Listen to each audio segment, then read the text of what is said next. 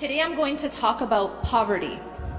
Yet the poverty that I speak about is not the apparent kind. You see, before you can begin to speak about any concept, we need a criterion. We need definitions. In speaking about poverty, we need to understand that there is external poverty and there is internal poverty. And one of them is far more dangerous than the other.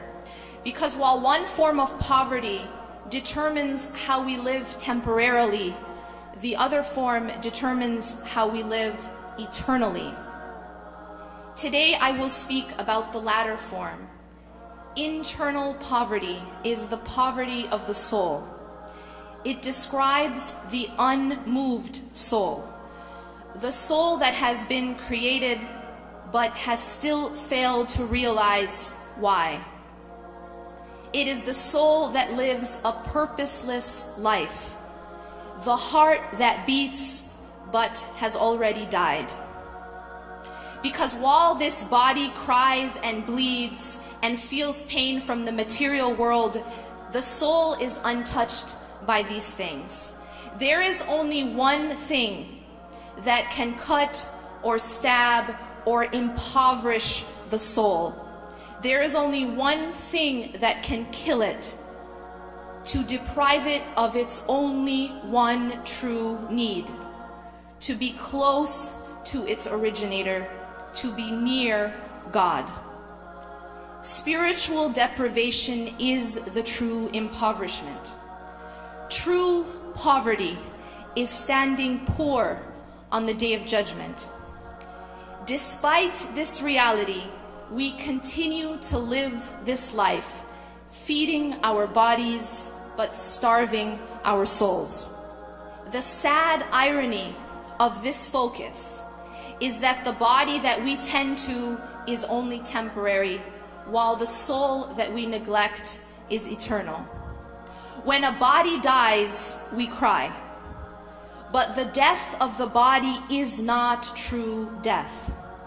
It's only the removing of a shell and the movement from one realm to a truer realm. We weep for the departing bodies, but our hearts are unmoved by those bodies which are still alive, but whose hearts and souls have already died because of the alienation from that which gives life, God. What impoverishes and kills the heart? It is allowing the heart to love anything as it should only love God. See, the heart was created with a very particular nature and for a very particular purpose. When you fail to use any created thing for the very purpose for which it was created, it breaks. It drowns, it starves, it dies. The heart was created by and for God. The heart was created to know and love God. The heart was created to be given to God, to be filled with God. The heart that is given to or filled by any other thing suffers the most painful impoverishment and death. The human heart is like a boat in the ocean of dunya. The boat that allows the ocean's water to enter breaks and then drowns.